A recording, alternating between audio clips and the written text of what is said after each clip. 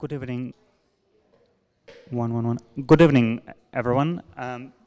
Welcome. I'm Denis Stolierov. I'm an assistant curator here at Pushkin House. Welcome to the first event of the Orwell Festival that is held at Pushkin House.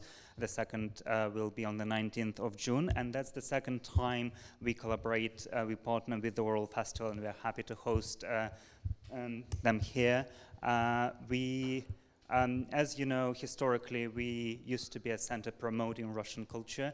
Obviously, now we are something completely different, and it is really great to put these contexts together, to put one anti-imperial struggle next to another, and to see similarities and help to develop the conversation.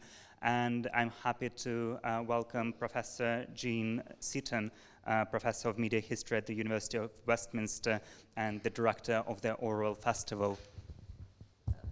I hope the live streaming shows the pictures. We're in the most beautiful room with very compelling pictures of women demonstrating in Russia, and I hope the live streaming does show the pictures. They are really astonishingly powerful. I'm Jean Seaton. I'm director of the Orwell Foundation. I'm very pleased that we have this collaboration with Pushkin House, which is a tremendous one to have. My only job is to say, look at the other events we've got. We've got lots of events coming up that you might find interesting. And to introduce the chair, Kojo Koram, whose wonderful book on uncommon wealth was shortlisted for Orwell last year. Kojo is also at Birkbeck, and I have a very strong familial and ancestral relationship to Birkbeck, which is under lots of pressure at the moment. And it seemed to me that Kojo's book was very much in the tradition of Eric Hobsbawm's great book on empire and industry. And so we're very pleased. He will introduce the other wonderful speakers, but we're very, very pleased to have Kojo here and to have Birkbeck here, actually, in two forms. So you need to defend Birkbeck. Thank you. Thank you very much. And a clap for Birkbeck. The staff will be very happy about it. Management, maybe not so much, but we will leave that be. So thank you all for joining us on this glorious day for a conversation around empire, George Orwell, the Chagos Islands, and everything that connects these really significant topics.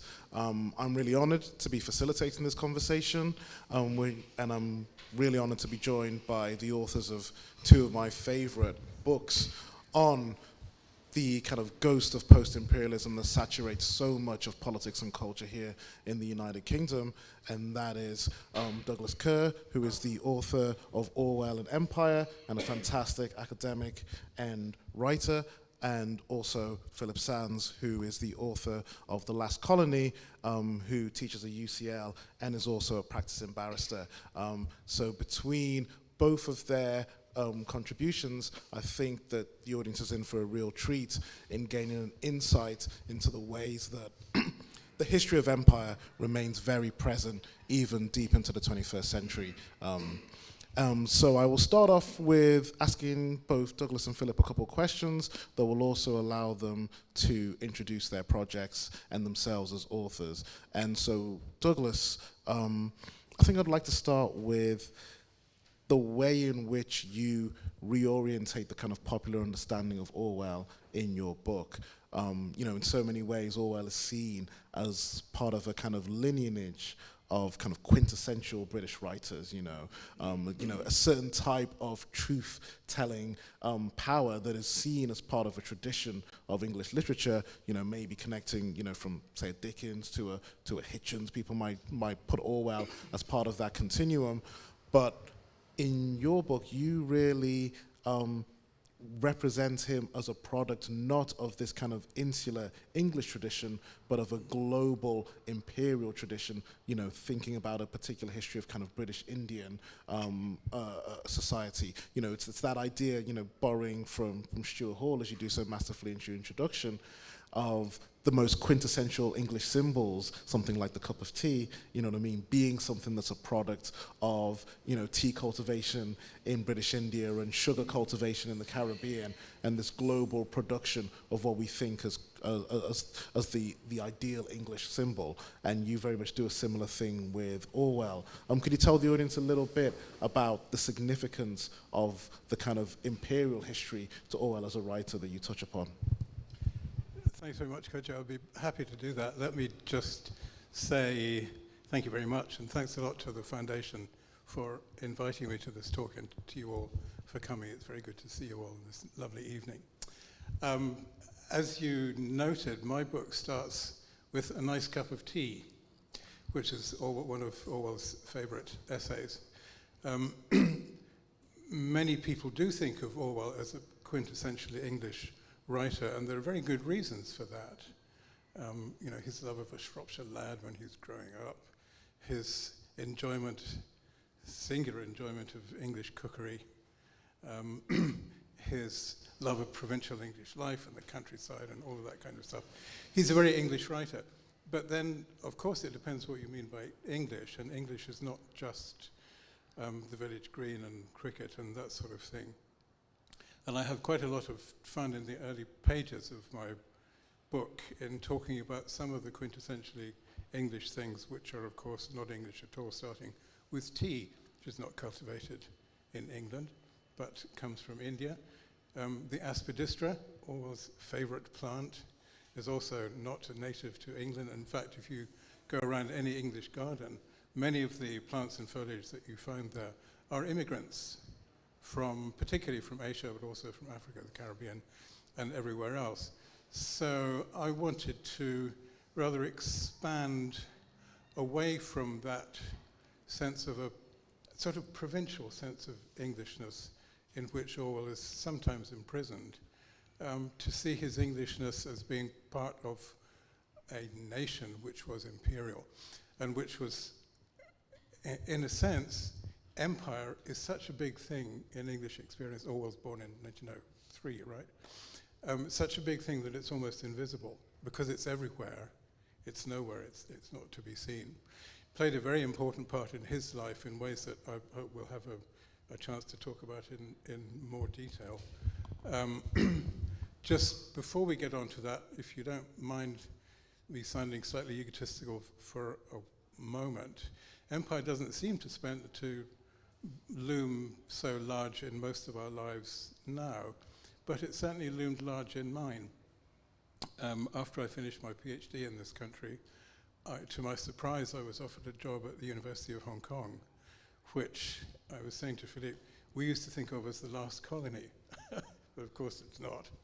And I spent nearly all my professional career there, so including then the pivotal year of 1997, when Hong Kong ceased to be a British colony and became whatever the hell it is now,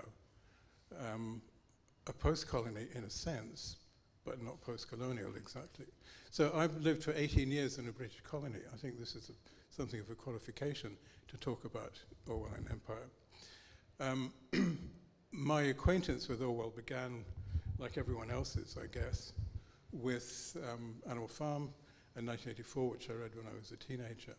When I got to Hong Kong and realized that I was sitting in a British colony, I became interested in the aspect of Orwell which is directed straight at empire and his imperial experience. And this led me to look carefully at his Burmese writing.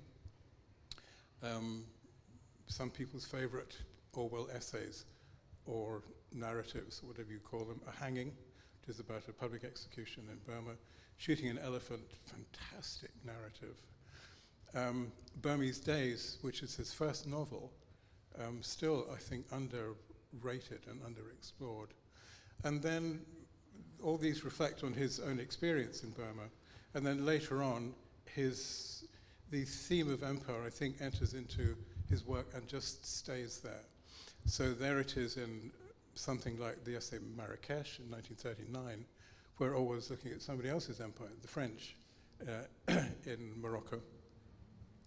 And later on, When he's working for the BBC, for the Eastern Service of the BBC, he's dealing directly with India, and so on. And I find the theme of empire right through his novels and essays, all the way through to the end, actually.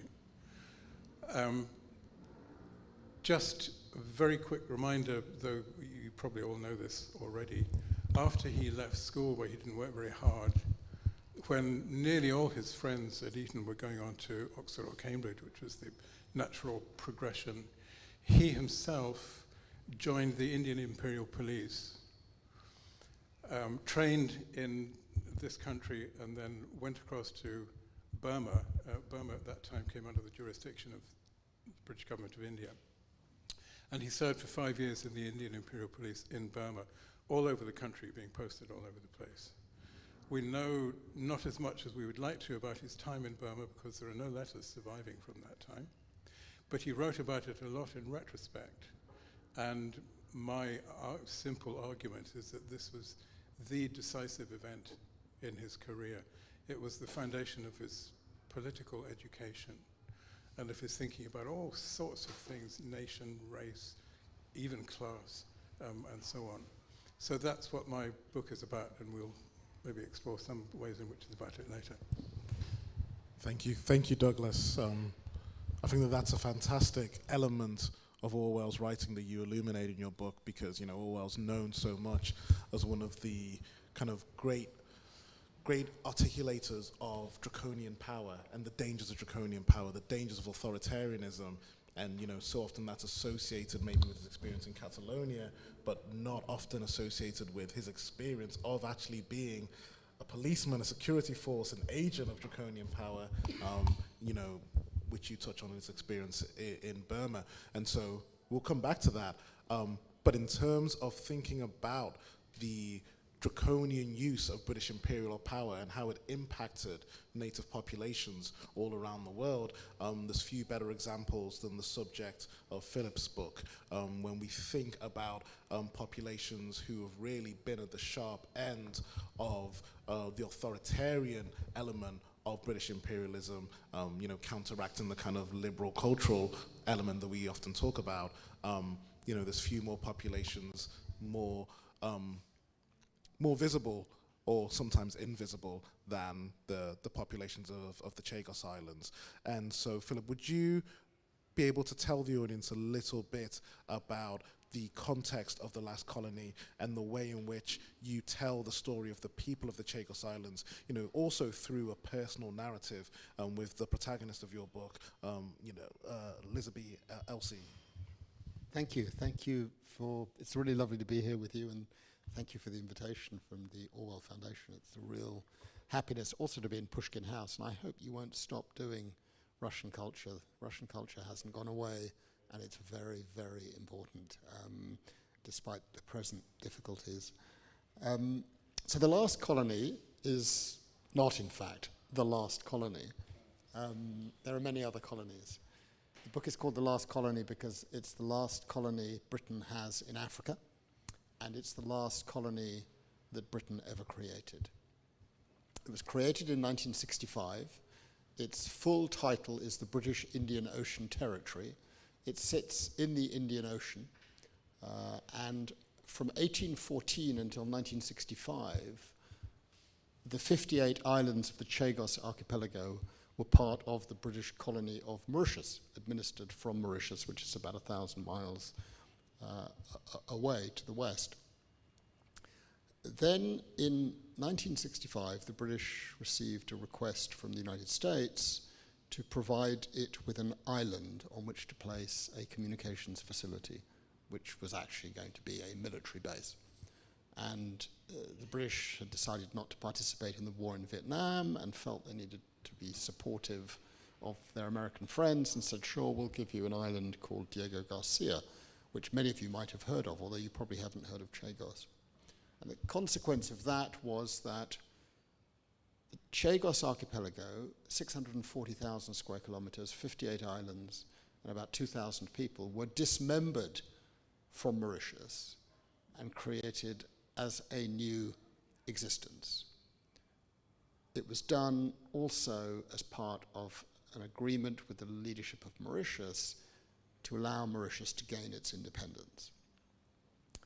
Mauritius gained its independence in 68. Between 68 and 73, the British government forcibly deported the entire population to Mauritius, to Seychelles, and some of them now live in the United Kingdom around Crawley, because that's where they were basically dumped when they arrived. I knew nothing about the Chagos archipelago, to speak very frankly. I knew about Diego Garcia because it was a place of extraordinary rendition during the War on Terror, so-called, and because it was the place from which the bombing of Iraq started in 2003, a wholly, in my view, illegal war. So I knew about Diego Garcia, but I'm pretty shocked with myself that I didn't know about the history. Until 7 years after the Iraq War, I was contacted by the Prime Minister of Mauritius and asked to lead a legal team to recover the Chagos archipelago, which Mauritius has always considered to have been unlawfully taken from it with the population in 1965.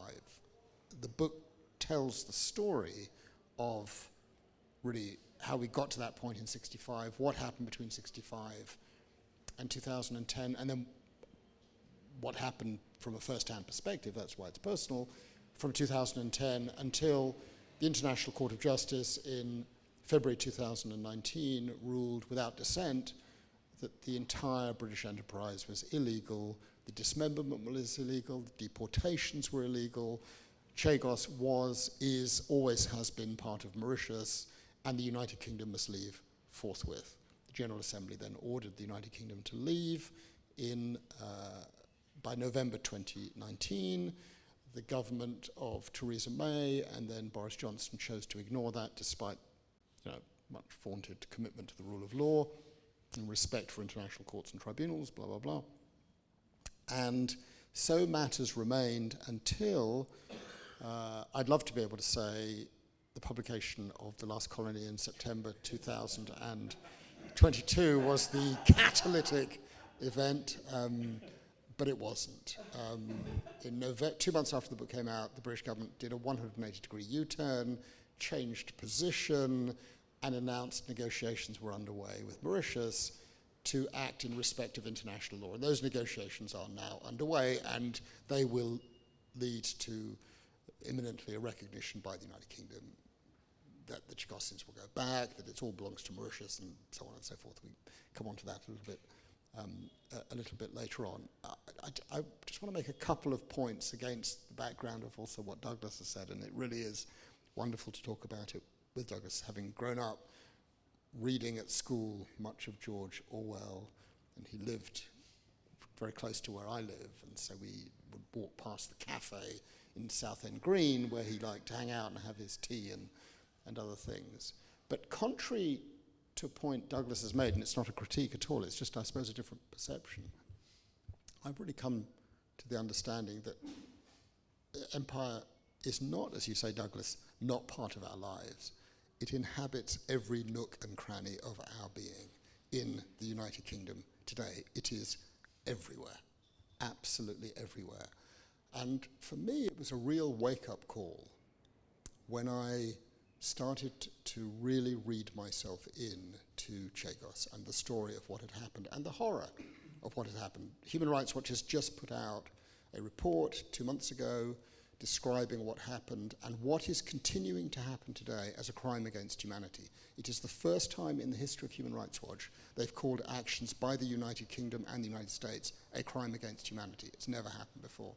How could it be that I, who work in international law, who have spent quite a lot of time in Africa, in the global south, how did I not know about Chagos? And so I went back to my own education. At the time that we were reading Orwell at school, I went back to my school history book, published in 1967, Geoffrey Treece, This Is Your Century. I haven't yet been to an event where someone, hasn't nodded yet. But I don't know if you've got your copy of Geoffrey Treece, okay? It's really worth, I had my copy, reading it. I think it's chapter 16 or something like that. Sunset on Empire. It is shocking. This is what I read at the age of 13 on India at the beginning of the chapter. Magnificent guy who used to run it, tall, elegant, beautiful, Viscount Mountbatten, as compared to the fellow who's now in charge. I mean, obviously this was an edition written by dear Geoffrey Crease. Small, vegetarian, pacifist, and, I'm paraphrasing, but it does say this, a bit like a monkey with glasses. Okay? So that's what I read. That was my introduction to Britain, to India, to history, and so on and so forth. And I think it's no surprise that we did, along with our Orwell, in exactly the way, that's the Kool-Aid that we drank. And that was why we, and I speak to myself, feel a real responsibility for not having gone back much earlier and really thought about this. And to be very clear, the process of involvement in the case, and I'm not an independent observer, I am today counsel for Mauritius, I made that very clear at the outset of the book, absolutely a participant and quite radicalized in a sense by this experience. But it brings me to a separate aspect of this, and that is the consequence of publishing this book.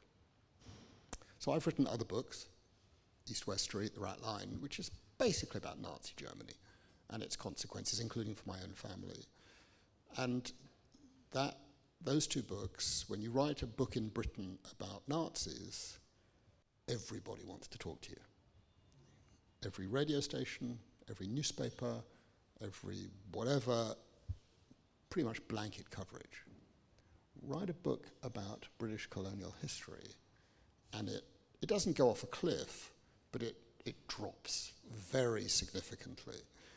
And even when a newspaper like the Daily Telegraph feels compelled to review it and runs a sort of okay review, the headline in the review, which the reviewer told me he had nothing to do, was "Britain is not Nazi Germany." So there's this defensiveness, there's this sense that somehow to talk about the things that we're talking about is to equate Britain with Nazi Germany. Nowhere in the book do I say Britain is like Nazi Germany. And I've come to understand, when I compare these two stories, Germany 33-45, Britain's colonial history, that Germany has really engaged with its past, and Britain really hasn't. Really, really hasn't.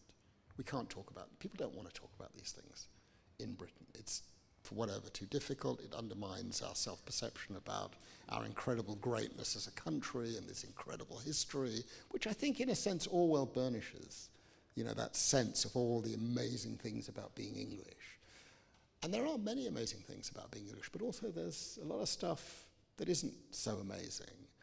And I think one of the reasons we are in the mess that we are in right now as a country is that we have failed to engage honestly and openly with our past.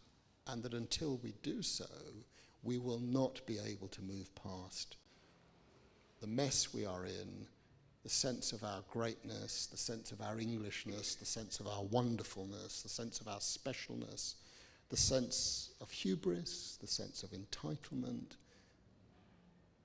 Being a participant in a case like Chagos and doing cases around the world, to conclude, as an observation, I've really come to understand it used to be a gap, and now it's a gulf between the way Britain sees itself in the world today and the way the rest of the world sees Britain.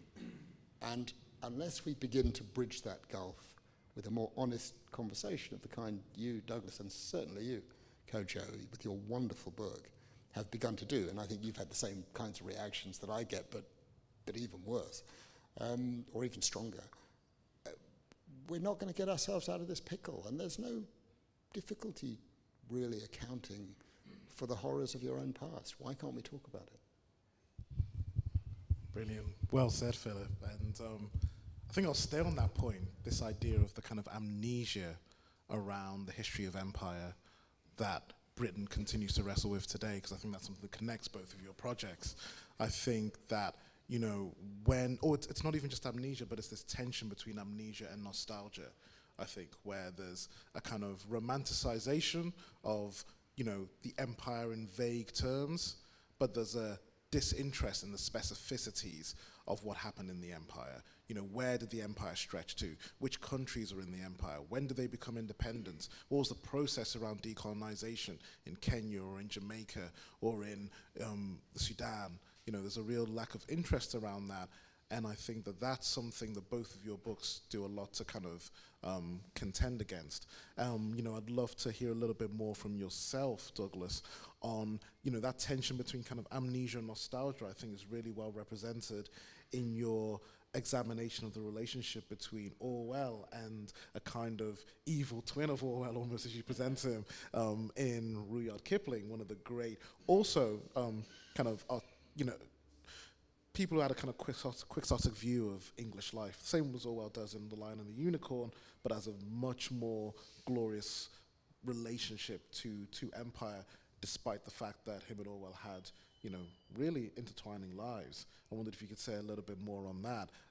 And then also feel free as well to jump in, Philip, as well. I want it to be, you know, a conversation between all three of us. So, thank you. I was getting very excited to hear what you were saying there, Philip. Has a lot of bearing on Orwell himself. I think I want to preface what I'm going to say next by saying that Orwell was against empire, and he quite courageously wrote against empire for all of his writing life. Okay, I've said that. Then I want to go on to say it's more complicated than that. One of the things that I think hasn't been fully explored in Orwell is his own background as an Anglo-Indian. Everyone knows that Orwell described himself as belonging to the lower upper middle class, but he belonged very specifically to a tribe within that class, which was the Anglo-Indians, and these were the officer class of those people who'd lived and worked in the empire, and particularly in the East, and India stands as a kind of synecdoche for all of Asia in this. Orwell's father worked for the Indian government in the opium department. His mother's family were timber traders in Burma. He has a long history of imperial engagement going back many generations. That's what he grew up with. And this is the culture that he was imbibing when he was reading history books, even more old-fashioned than the one that you're referencing there. And he found it very difficult to purge himself of that, to get rid of those attitudes which he had inherited and to which he owed some loyalty. So in a sense, intellectually, turning his back on empire was the easy part for Orwell. We don't know exactly when he did it. He says that while he served as an imperial policeman, he came to hate the job that he did, and he describes himself as being an agent of the despotism of empire and doing the dirty work of empire and all that. It's not entirely clear, because we don't have enough data from his Burmese days, what he was thinking while he was there, but certainly not long after he returned to Europe, and he never went back to Asia. He was writing, in fact, his very first known publication is an article published in Paris in French called How a Nation is Exploited, which is about Burma. It's a fairly standard sort of quasi-Marxist denunciation of what the British were doing in Asia. That, as I say, was the easier part. Getting rid of the emotional baggage that comes, and the identity baggage that comes with imperialism, was a lot more difficult for him.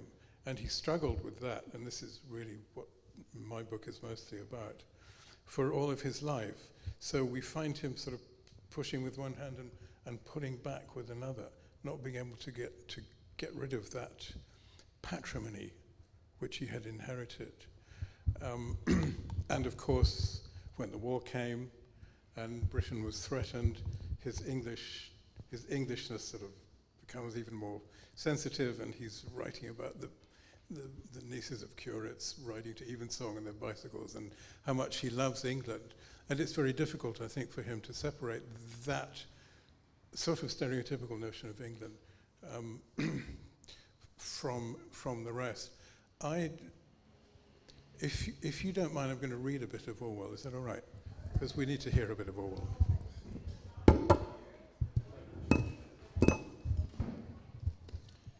This is to show... Sorry. This is to show how the ghost... I'm okay, thank you. How the ghost of those attitudes, the ghost of that cultural authority, which he's trying to get rid of, keeps coming back on him. And he wrote a book published in 1941, The Lion and the Unicorn, in wartime, which is about patriotism. It's about England. And he says, here in wartime, this is our opportunity to get rid of all that old stuff, to throw it all out, all the old ideas, all the old governing class, the superannuated imperial guff that we all grew up with, and to liberate our people with a new revolution. So he's talking about the need for a democratic revolution. This is 1941. He thinks it's going to come out of wartime. And he talks about England. It's usually England, isn't it? It's not Britain. I'm a Scot, and I feel slightly... Actually, I don't mind being dissociated from England in this context. England, she is not being true to herself. This is a famous passage. She is not being true to herself while the refugees who have sought our shores are penned up in concentration camps. This is 1941. And company directors work out subtle schemes to dodge their excess profits tax. It's goodbye to the tattler and the bystander, and farewell to the lady in the Rolls-Royce car. The heirs of Nelson and of Cromwell are not in the House of Lords. They're in the fields and the streets, in the factories and the armed forces, in the four-rail bar and the suburban back garden, and at present they are still kept under by a generation of ghosts. Compared with this is wonderful, compared with the task of bringing the real England to the surface, even the winning of the war, necessary though it is secondary. By revolution, we become more ourselves, not less. It's a fantastic passage about rejuvenating England, turning it upside down, shaking it about, getting rid of all those superannuated ideas and authorities. And he's been talking before that of the ruling class and the politicos and the retired generals and all those people. But here he is, talking about the people of this new democratic England, the heirs of Nelson and of Cromwell. You think, hang on, what's he thrown out here? The heirs of Nelson and of Cromwell. Nelson's victories caused Britannia to rule the waves for 100 years after the Battle of Trafalgar. Cromwell had a certain history of colonialism, right? So this is what I mean about the way he throws it out with one hand, but it keeps coming in the back door for him, perhaps in sort of unconscious ways. And I think that passage is an indication of,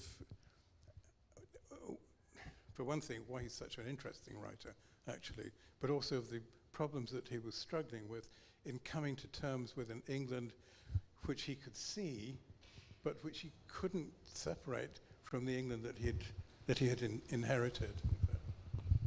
No, absolutely. I remember reading that section in your book and thinking it was strange that he chose those particular examples, especially, I mean, the Irish would have a lot to say about Cromwell being this representation of a kind of new egalitarian England, and especially when it seemed that, I always thought that the reason why in The Lion and the Unicorn, Orwell gestures towards England away from Britain was a kind of latent recognition of Britain itself being an imperial creation. This idea of, prior to the Act of the Union, you already have England, as a colonial institution with its colonial governance over Barbados and Jamaica preceding the unification between Scotland and England, and the kind of imperial wealth being on offer being one of the great attractions for that actual act of the union and unification of the states.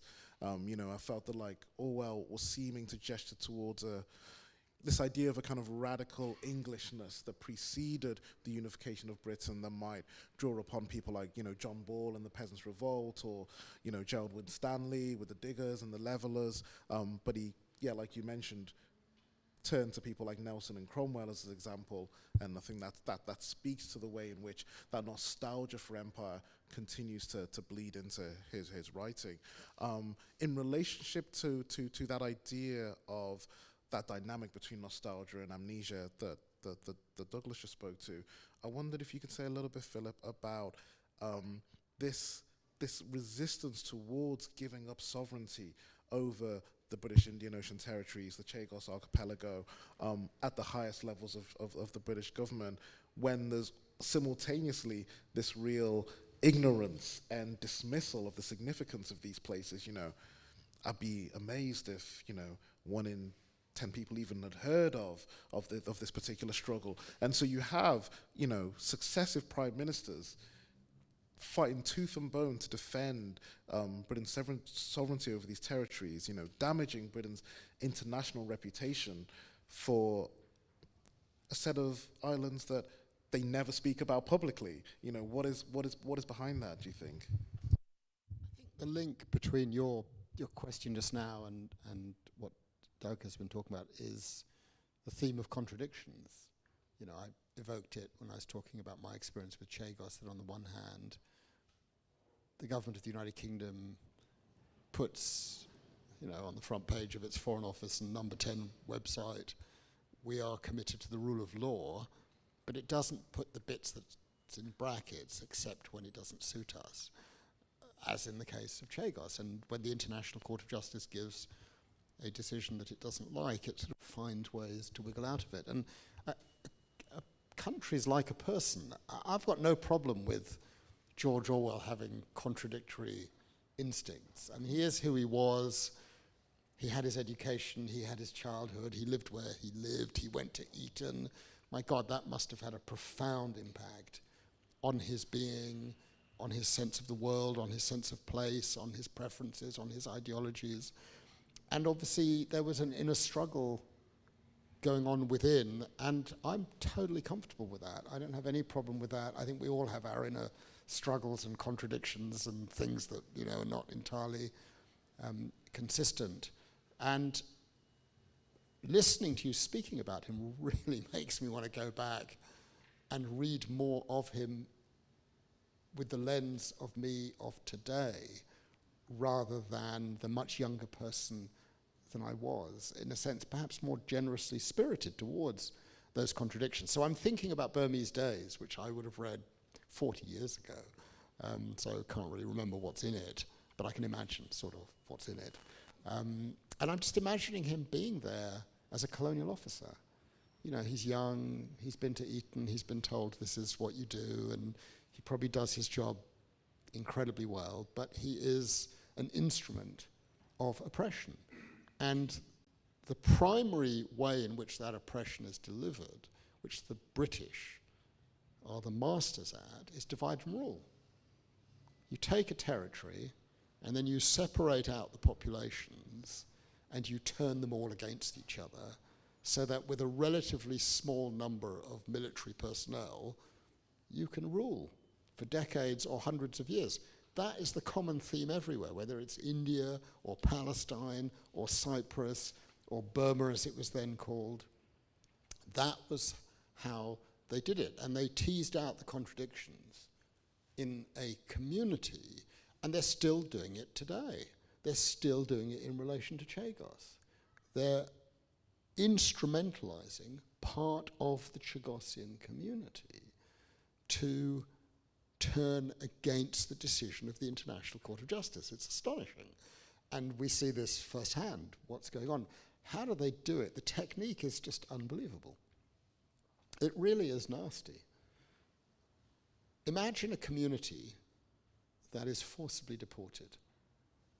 and some of them eventually end up in the 70s and the 80s in the United Kingdom, literally dumped at Gatwick Airport, where they live for 2 weeks.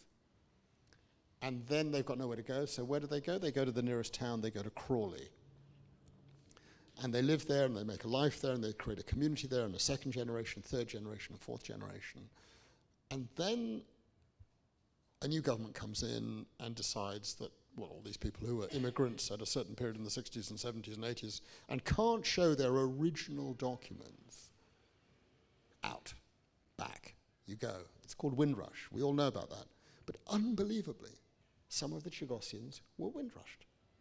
People who had been deported once between 68 and 73 then get deported again today in our times because they can't show their papers. That creates in the community a totally understandable fear of deportation, totally reasonable. And so when the government comes along and says, well, you know, perhaps if you lend us a little support on this struggle against Mauritius and this struggle for the completion of the decolonization of Mauritius, maybe we'll give you a British passport. And that's what's happened. And they've been, again, instrumentalized. So even a community of 2,000 is not too small to divide and rule. And the question that I was thinking about as you were talking about his time in Burma, I'm right now doing a case for the Gambia against Myanmar in relation to the mistreatment of the Rohingya community, the alleged genocide of the Rohingya, a Muslim community living in Myanmar, former Burma. And it's really interesting talking to members of that community and talking to people from Myanmar who will say to you, oh, all this began with the British. We're just taking forward, or they are just taking forward, or the Tatmadaw is just taking forward that which, they don't say this, but it's effectively what they're saying, that which Mr. Orwell put in place. The ghosts and the legacy continue to this day. The mistreatment of the Rohingya, because they were Muslims, began with the British, or even earlier. British took it forward, or created it, or invented it. And so this sort of inconsistencies, this creation of opposites, is the mark in very many ways, I think, for the way I look at it, of the modalities of British Empire. Read Caroline Elkins, you know, the violence of British Empire. And this, I think, does raise fundamental questions, you know, about how we now would read Burmese Days, how we would read Orwell's role as a colonial, well, the nice phrase is colonial administrator. The less nice phrase would be colonial oppressor or even colonial génocidaire. You know, it gets really complicated. He's a bloke we revere, we love his writing, but actually, the guy was involved in some pretty nasty stuff. So how do we deal with that? Do we accept what he writes, which is marvelous, as you say, or is it our responsibility actually to dig a little deeper and find out exactly what he was up to and what the legacy of what he was up to was? And then the big question, what consequences flow from that if we discover actually he was involved in some pretty things that today would be characterized as unsavory, but back then were just totally normal, regular things that one did as part of the administration when one had been to Eton and told that Britain ruled the world. So I think it's fantastically interesting, the passage that you read and its complexities. Can I ask you a quick question? Because one thing that struck me reading The Lost Colony, and it's, well, I didn't realize what a huge process it is. The going from one court to the other and so on, it takes years and so on. As this was going on, I was thinking to myself more and more, what the hell are the British doing? And why are they doing it? Because you make it very clear not only that they don't really have a case, but also that in stubbornly clinging on to the case that they don't have, they're doing damage to their own reputation, their own standing. And can you answer this? What for? What was in it for them? It's just about saving face. It's about creating, it's really about creating the illusion that we're still relevant and that we matter, because we can give something to the Americans. Britain has given the Americans a long-term lease over one of these islands. And the line to the Americans will surely be, look, if you let us take the front in these negotiations, it'll all be fine. They know, they listen to us, we can sort it all out. It's really, I think, comes back. It's a vestige of empire and of mentality. I mean, there's a moment in the book I describe which really comes to mind as you ask your question. So all of a sudden, the British discover actually they really care about the Chagossians. We really love these people, we want to look after them, we want to throw money at them. They create a new fund. They create a new fund in 2016, £40 million for Chagossian cultural and educational development, which in 7 years they've dispersed about £520,000 because no one wants to touch it because it's sort of blood money. Then you get to the hearings in The Hague at the International Court of Justice, and Mauritius has brought Chagossians on its delegation, and it asks the Chagossians to contribute to the process by addressing the court and saying what they want. That's Lisby Elysée, who's the main character in my book, and I'd like to come to the challenges and the problems and the issues of a privileged white guy in London writing a book that has as its central character a remarkable human being who happens to be black, female, relatively aged, and cannot read and write. But back to The Hague, where Lisby Elysée did address the court and transform the case. She won that case. Her 3 minutes, 47 seconds. It's not the lawyers that won the case, it's what Lisby Elysée said that transformed the case, and the support of her wonderful nephew, Olivier Bancou. So we get to court, and the Chagossians on the Mauritian delegation, they're all, 15 of them in court, in the delegation, sitting, in the front row. We arrive in court, and there's another group of Chagossians outside, can't get through the gates, can't get through security.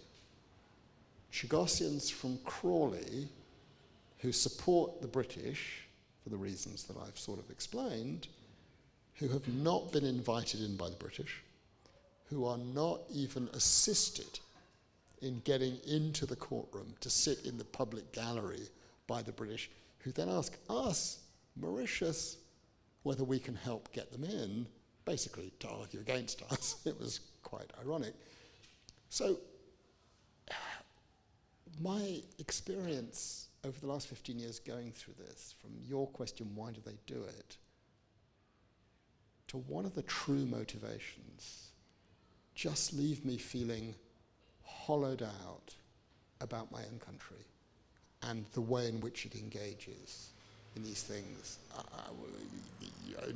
We were asked to fill in a questionnaire on what we wanted people to feel in reading our books. And it's really simple to write that. Outrage.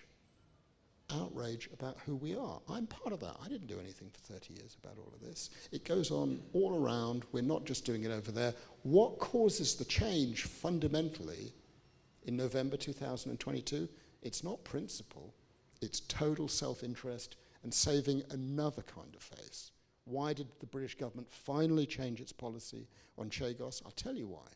Because in February 2022, we're in Pushkin House, Russia invaded Ukraine.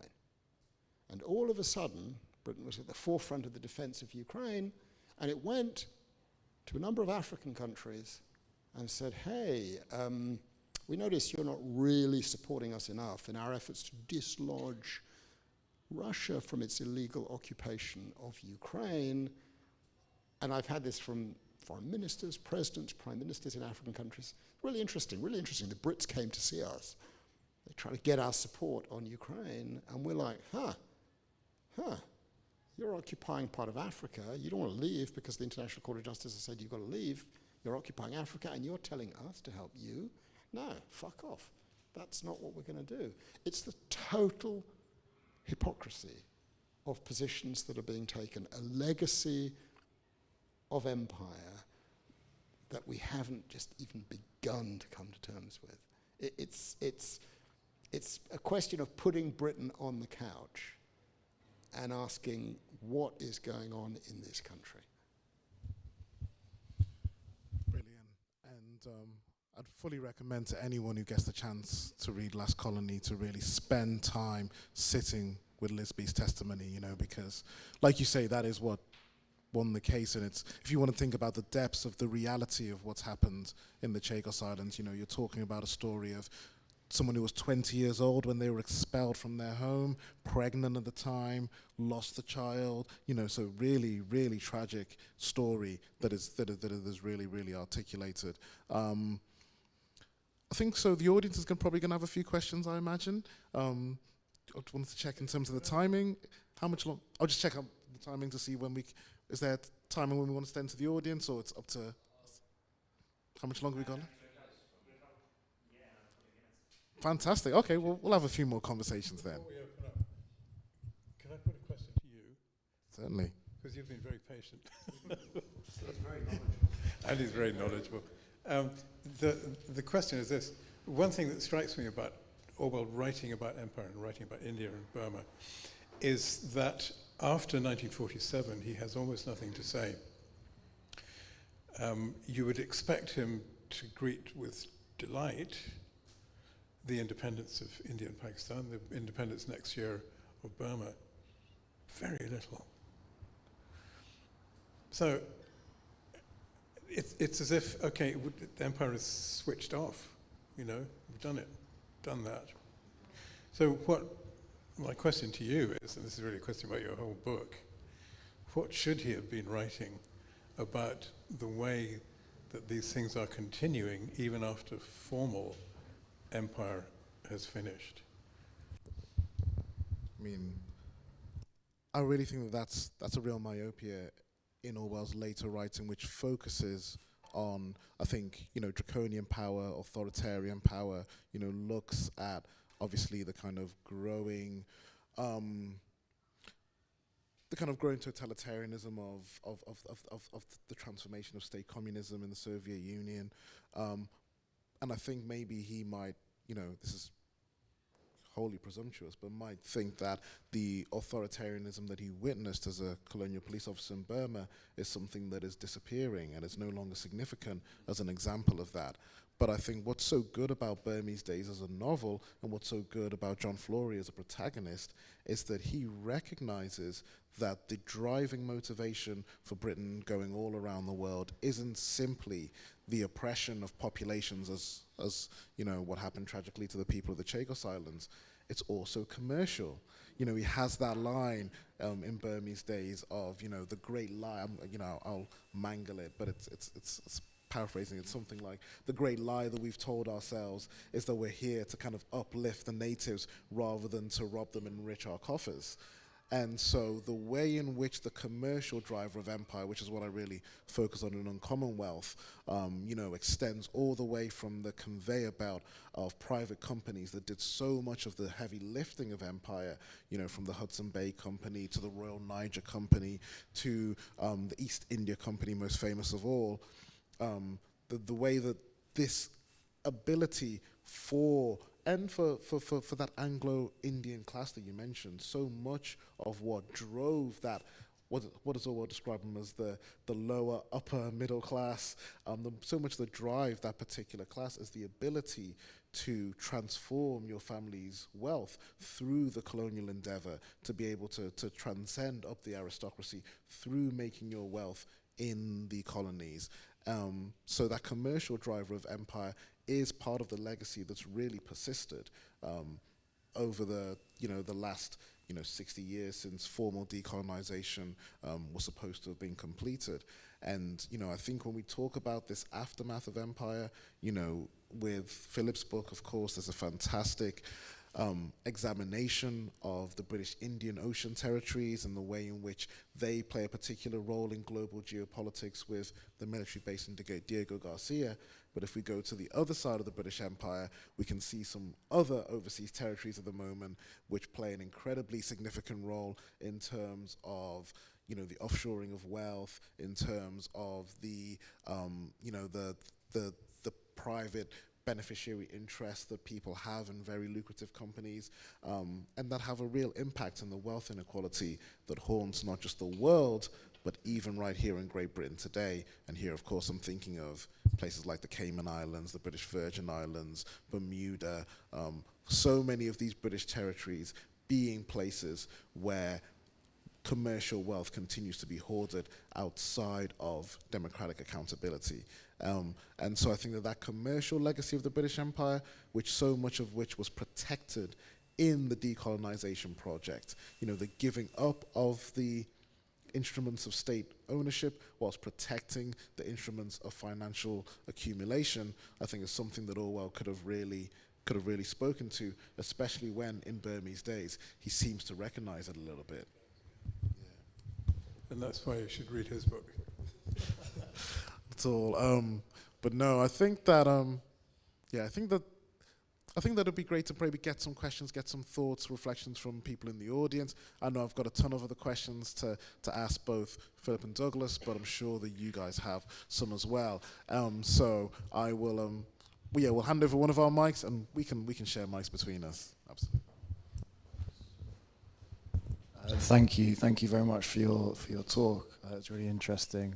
I haven't actually read any Orwell at all, but I have been persuaded now to pick up some of his work. So I guess from a slightly outsider perspective, I wanted to ask a bit about some of the things you said that stuck out for me. One of those things was that a country is like a person, and memory and forgetting. So if we think of the country not like a person, but as people themselves, so we are all the country, we are the country right here, and our social relationships reflect that. Could you say a little bit more about how empire, or the legacy of empire, plays out in a concrete way for us right now, making some of those invisible things more visible, perhaps? You want to take that first? It's a really good question. I mean, one example, obviously, is the way in which the story that I've told has played out, and you can, Douglas asked the question why, and it's sort of hanging on to the illusion of greatness. But let me give you a second example, and it's connected to the other thing that we're not supposed to talk about anymore these days, because it's done, it's sorted, and no one must talk about Brexit. It is crystal clear that Brexit is a total disaster. However you look at it, economically, politically, diplomatically, no one is able to point to a single thing that is better today than it was before 2016. I've tried, I really can't. But do you remember in 2016, as the Brexit debate was going on, all of a sudden a group of ministers started talking about something called, you'll love this, you should talk about it also, Commonwealth 2.0. Okay, so what's Commonwealth 2.0? It's like the idea that we're back in the 1930s and we'll just press a switch and all of a sudden we'll be, disconnected from the European Union, and all these countries in Africa and in Asia are just going to accept us with open arms, and we're going to reconnect with them, and we're going to have trade agreements, and their people are going to be able to come in, and it's all going to be. But basically, if you put it down to basics, what those speeches were about was pressing that empire button and reminding people of the connections, the legacy, the utter brilliance and greatness of the United Kingdom. Of course, if you spoke to anyone else from any former empire country that is or is not a member of the Commonwealth, they'd what? They think, they really think that, you should talk about it. I mean, that, you probably have even more direct experience than I do. I lived it. They would just laugh. It's the point that I made about the Gulf. But empire is what caused Brexit to happen. That's, I've come to understand, was a single, unspoken, motivating force, because embedded into our DNA when I say our, I'm speaking here now as a sort of Brit, is the sense of our greatness, and that it's born into us, we are born into it, and it's just a question of unleashing it again by ridding us of these wretched Europeans, and everything will go back to how it was again. And of course, the problem now for the government and for those who support that idea is it's been shown to be a complete crock of shit, because no one gives a toss. I mean, Britain has just been disconnected from the European Union and has not reconnected. It's one of the tragedies for me. If you looked at a thing that would have been possible, would have been for the United Kingdom then in 2017, 2018, to reach out, to go to the African Union and say, okay, the situation's different now, we'd like to start talking to you. Hasn't happened. Hasn't happened. It's just, it's not going to happen. It's just patronizing, paternalistic, hubristic, condescending, and it's why we're in this situation now. I don't know whether you must have plenty to say on this. You've written about it beautifully. No, absolutely. I mean, there's so much to say. I think that this gap that you've mentioned a few times, Philip, of the distance between our collective imagination of Britain's role in the world in the past and other people's collective memory of what Britain is and what Britain has done and what its impact was in places like Nigeria or Ghana or Kenya or Jamaica or Singapore or, India, all these places that we've mentioned. That gap is having serious consequences for Britain's geopolitical role in the 21st century. To take your question kind of at heart and to personalize it, I often say to some of my students that it's kind of like, this idea that Britain was going to go around following Brexit and get all these preferential trade deals with, Nigeria and India and China and all these, places that Britain used to have imperial rule over.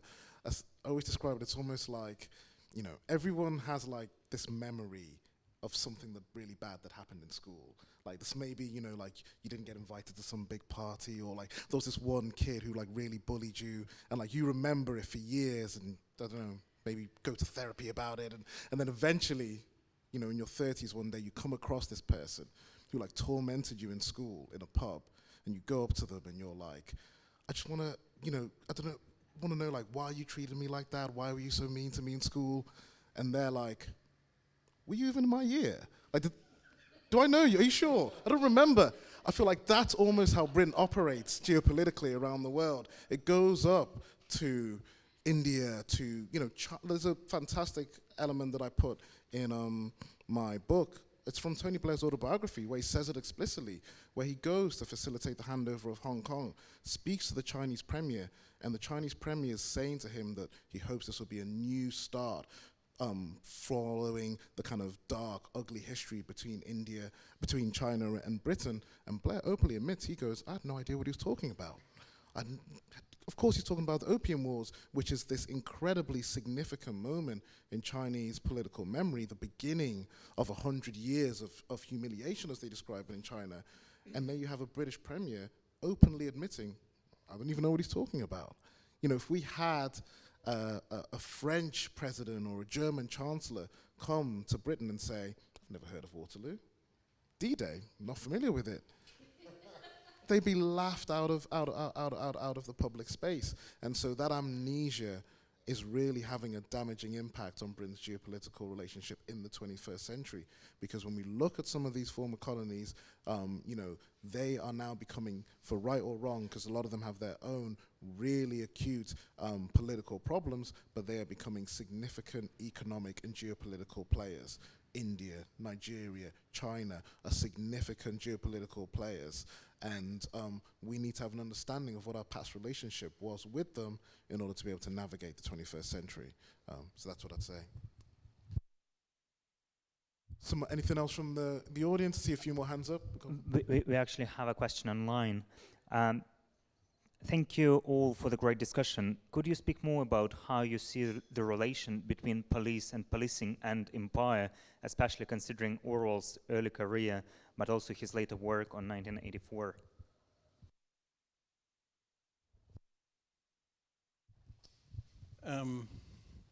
Yes. Orwell's first career was as a policeman. Burmese Days is a novel written by a policeman.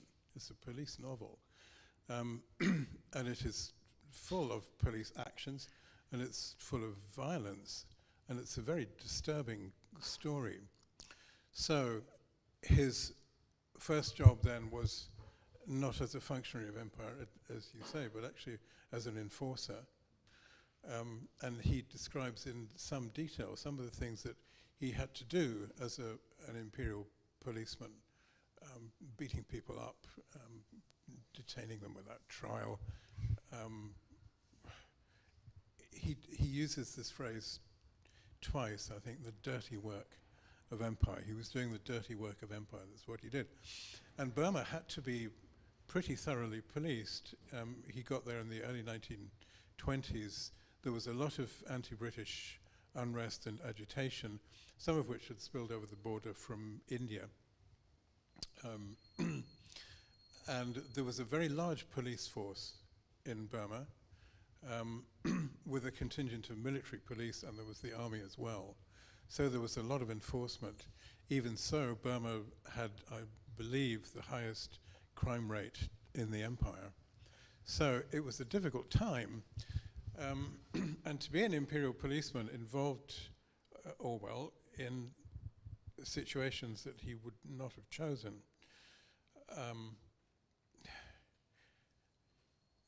He finds himself, this is an understatement, in a relation of antagonism to the local people, many of the local people. And often this involves actual violence. The more they struggle against him, the more he resents them, while at the same time, intellectually, feeling that they've got a case, after all, that they want to liberate themselves from these colonizers who nobody invited into the country. So at the beginning of Shooting an Elephant, he says, you know, I was hated by many people in Mulbane. I was hated by many people. I was an imperial policeman. It was his job to enforce the law, but a lot of people thought that he shouldn't have been there, and a lot of people were afraid of him. And while he had a lot of sympathy with them, at the same time, he says, and I'll get this quotation wrong, I would have liked nothing better than to drive a bayonet into the guts of a Buddhist priest. That's what he says, because the Buddhist priests were among the most significant agitators. It's actually a horrible situation to be in. Well, you can say, okay, he could have resigned, which in the end, of course, he did. But it means that in the rest of his writings, the rest of his career, and I think this is perhaps what the question is about, the police are a significant presence. Most particularly, I think, in Homage to Catalonia, where Orwell speaks as a connoisseur of the different police forces that were roaming the streets of Barcelona and making life difficult for people like himself. And he says in that book, when I see a worker confronted with a policeman, I always know which side I'm on. And actually, it's not the side of the policeman. When you get through to, actually he's quite kind about the English police, who are rather sort of bumbling Sergeant Dixon types, unarmed of course, generally move along here and that kind of thing. But in Barcelona it was the real thing, and then when he gets back to England, he says, the English don't understand what police really mean, because they're used to this benign constable with large feet walking the streets. A police state is very different from that. You get a police state in Animal Farm, where it's the dogs, who are both the police and the executioners. And then in 1984, it's the thought police, who are, they're the totalitarian police. They're policing not only what you do, but also what's inside your mind. And this is the great nightmare for him. So there are not many great English writers who have been policemen, I don't think. But Orwell is one of them. And it's an important theme, as is Empire, right through his oeuvre. And it's always allied to the question of violence, which is super important to him.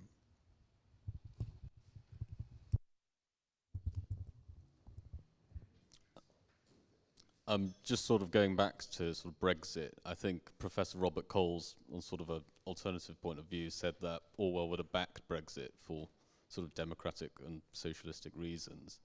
I just sort of moving on to that and on that sort of trajectory, what do you think Orwell would have thought of Englishness today? And do you think he would have supported sort of English devolution and the formulation of a new English identity?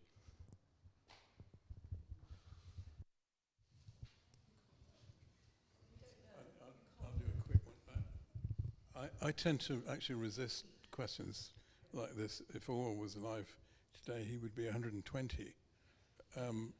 Or he would be a different person. You know, if Orwell was born in 1972 instead of 1903, he wouldn't be Orwell, he would be somebody else. So I think that the question can't really, I mean, you can have a stab at it, it'd be quite fun, but the question can't seriously be answered. Orwell didn't like the Scots most of the time, though he changed his mind once he went to Jura. He's deeply embedded. I think the Britain and England thing, I think when he says Britain, he's thinking about the empire. I think you're quite right. When he says England, he's thinking about a culture, probably. Sorry, that's a rather random answer. Yeah, I'll just add on to that. I think that whilst, yeah, it'd be impossible to, try and project ourselves into the mind of Orwell, I think that that question that I think he ruminates on in The Lion and the Unicorn of, well, what is England without the empire? Like, what is England without all these imperial ornaments? Is there another England? Is there a cultural England? Is there a literary England? Is there a pastoral England that is divorced from the gunboat diplomacy and the flag-waving pageantry that we associate with the British Empire? And I think that's a question that, as, the idea, the kind of great Scottish theorist, Tom Nairn, who recently passed away, had the idea that the empire was the anchor that kept Britain together, and he writes in The Breakup of Britain that without the empire, the island of Britain is going to fragment. And whilst it may be longer than Nairn might have predicted, if we look at politics today, we look at Northern Ireland, we look at Scotland, I think it isn't myopic to think that we need to sit really with the question of, well, what is England outside of Britain?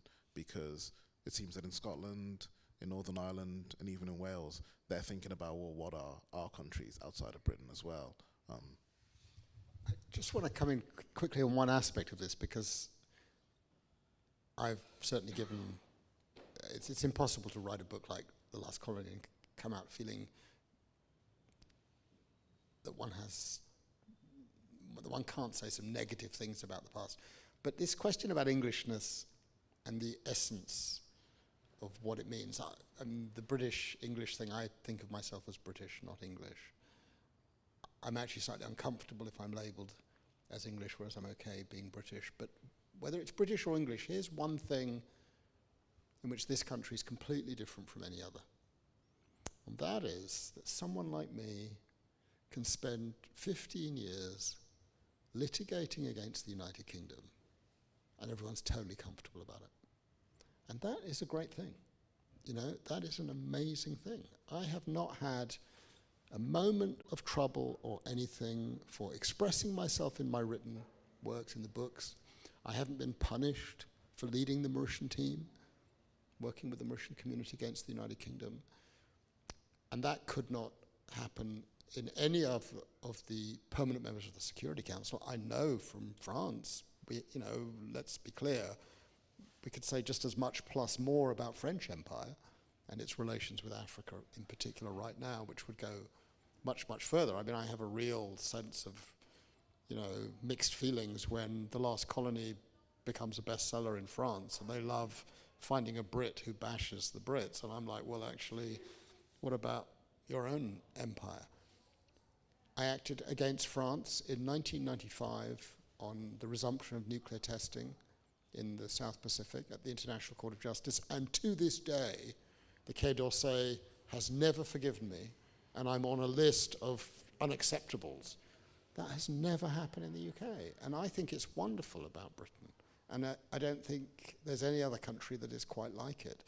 So, yeah, there's lots of issues, yeah, there's lots of problems, but equally, when it comes to writing, expression, litigating, there's a sense of tolerance and acceptability and different views, and that is pretty amazing. And I think that, in part, is also the spirit of Orwell, isn't it? In terms of, well, okay, they don't like us, but let them say it. And that's really cool. Go ahead.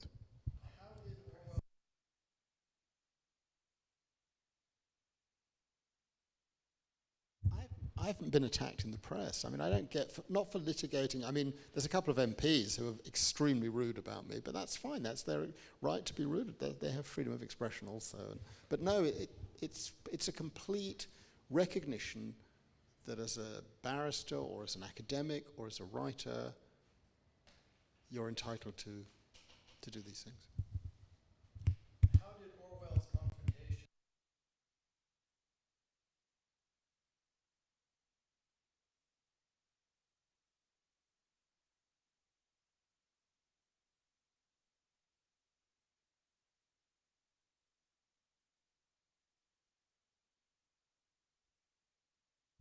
Yes, well, that is a very good question. He specifically says that both Stalin and Hitler are creating empires.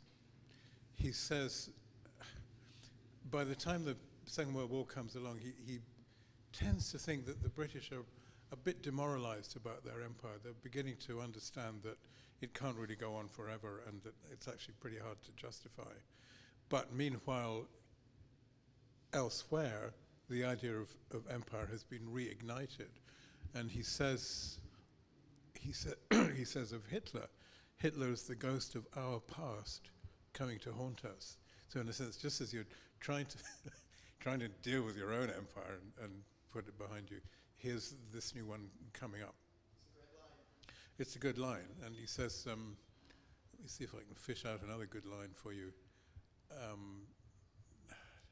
No, I forget. But he said Hitler's idea of the future is a soulless empire devoted only to training of young men to go to war or something like that. So it's empire. It's straight up empire. I think you're right. Yeah. So you know the answer to the question then. And Stalin, of course, the same. And Stalin, he found it obscene that during wartime, after Hitler invaded Russia, Stalin became our chum, his Uncle Joe. And Orwell says, we have to be nice to this disgusting murderer who's now our ally. And then there's all the business with the translation of Animal Farm that goes to Ukraine and all that. So I think that there's simply a continuity. He calls Hitler's empire a slave empire, remember? I think it's probably also in the review of Mein Kampf. Slavery. In Burmese Days, Mala May, the Burmese girlfriend, is a slave. She's Florey's slave. He has bought her from her family. It's slavery. And it's unacceptable. He says somewhere else in an essay, think of all the millions of slaves in antiquity. How many of them can you name? How many? Spartacus, right? Can we name any other slaves in antiquity? They're gone. They're the victims of empire. So Hitler and Stalin, I think it's a simple continuity, actually.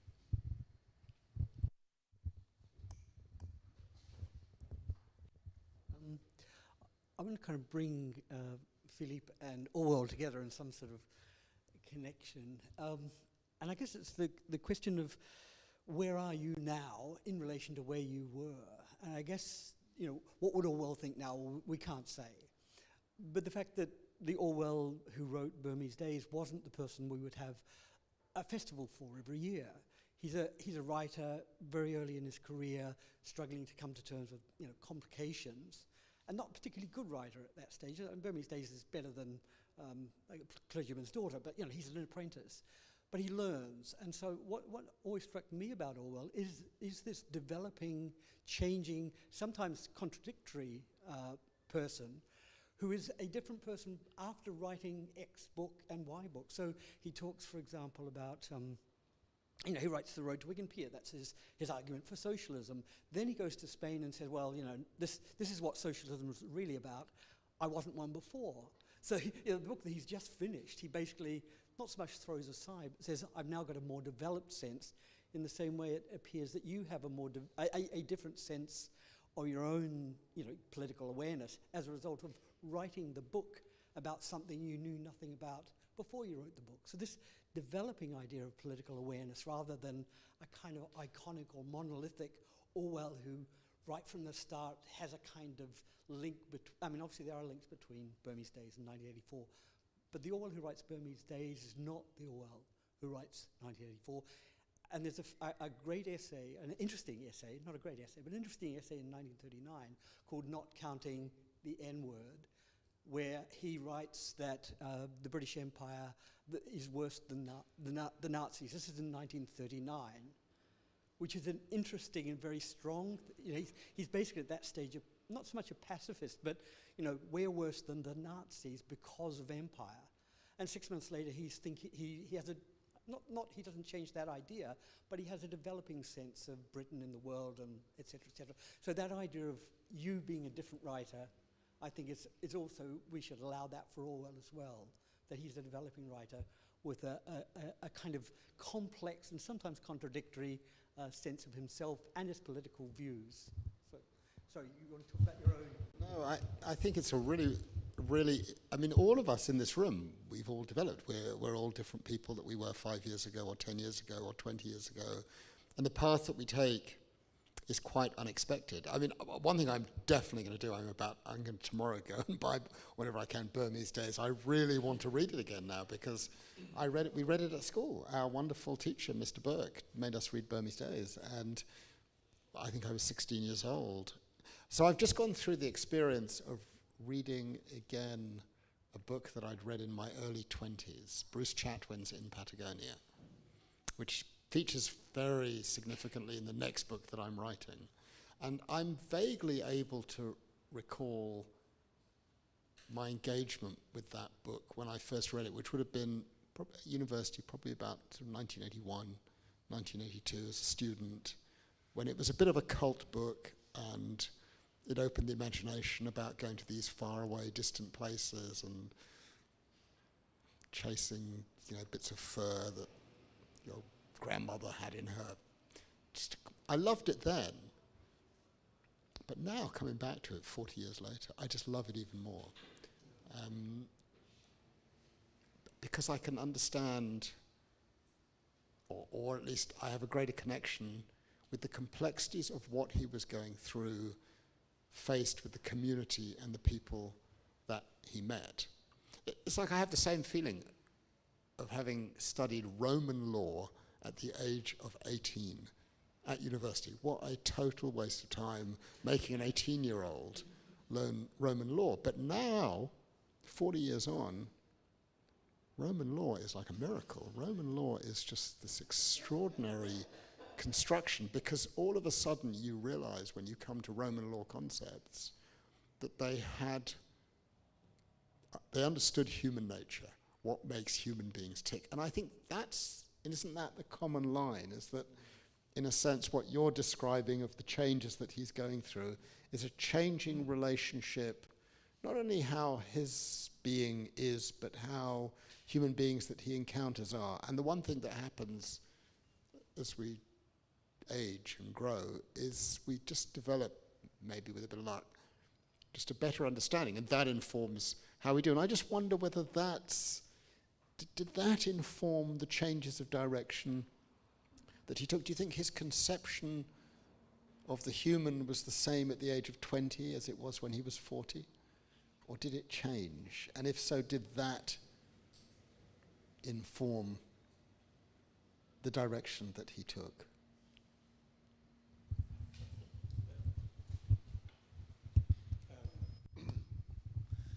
That is a super question.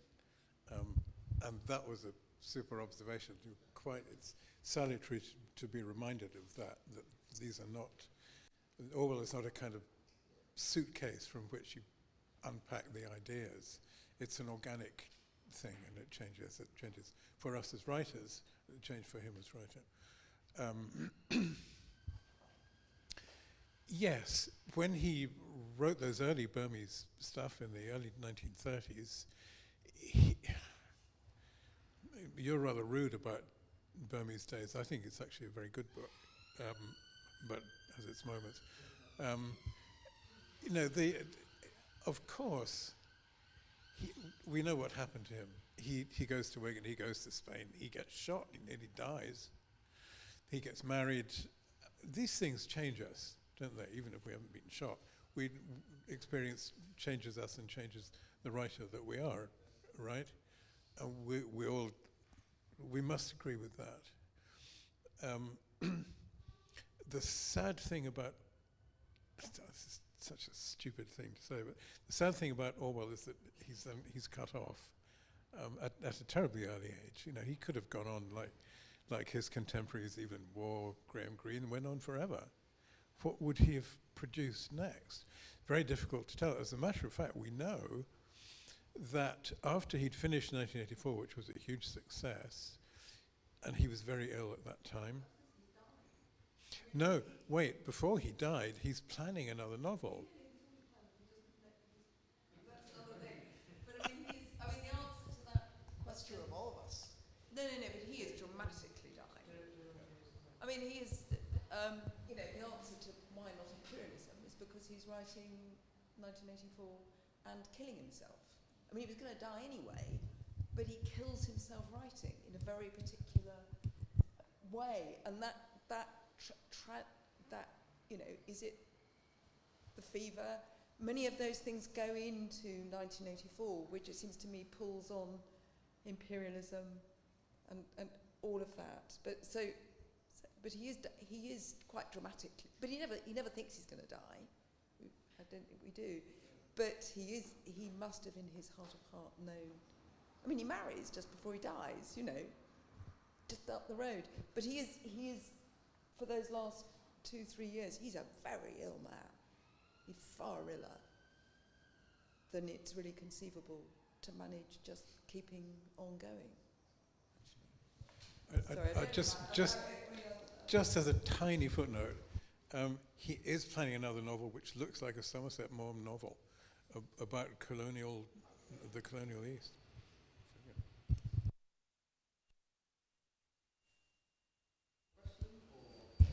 What do you think? It's all wrapped up, yeah? Let's take one more to end it on a note. Some people have been waiting with their hands up, so.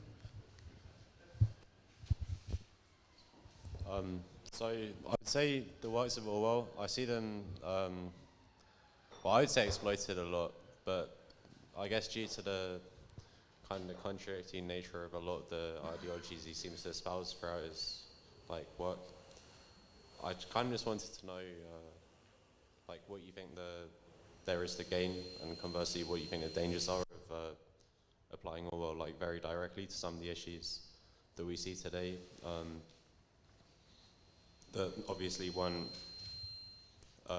around to consider when his works were actually produced. So, I mean, for instance, I see a lot of people applying whether this Orwellian idea or whatever to privacy and information with regards to social media and stuff like that. So, yeah, I didn't articulate that, but maybe I mean, that's what I need to say. So what's the dangers of applying Orwell in the contemporary moment, basically? Yeah, and what the dangers is. And No, I mean, I think that's you know, one of the things that's so interesting with Orwell as a writer, I think more than maybe any other writer in the English canon, is that he is claimed by all sides of the political spectrum to apply to whatever issue they think is most pertinent that day. You know, you can have people on the extreme right of the political spectrum claiming that Orwell's, you know, warning against the kind of totalitarianism of thought polices, you know, a pushback against the left-wing identity politics that's sweeping campuses.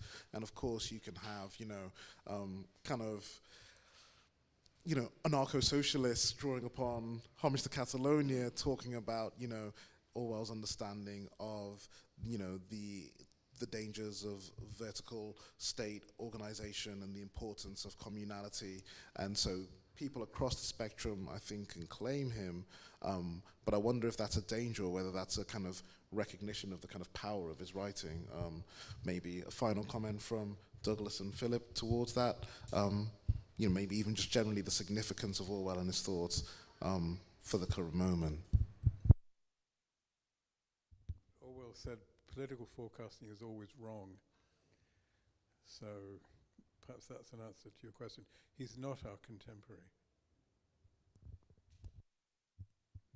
He's not our contemporary, but as you were talking before about 1984 and his particular fear of a thought police getting inside our minds, in the week that real alarm bells are ringing about AI and our having created apparently instruments that will be able to outguess us and take over our decisions. I mean, he's very relevant. There's something about this entire conversation that we've had tonight which is really interesting, because you've connected books written almost 100 years ago to things that we're talking about today, and that is remarkable. I mean, there's not many, well, there are actually quite a few writers, but he's a writer that it just seems your question teases out my reaction to your question is, I don't know what it means to apply Orwell, but everything we've been talking about this evening, which were issues that he addressed many decades ago, seem incredibly pertinent today. And that, to me, says something about his qualities. Brilliant. Well, with that note, I will call the evening to a close and just want to invite you to join me in thanking Douglas and Philip for being in conversation with me today. Thank you.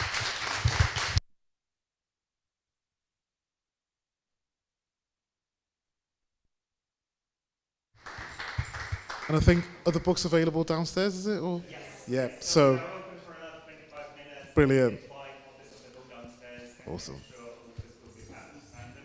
Absolutely. Fantastic.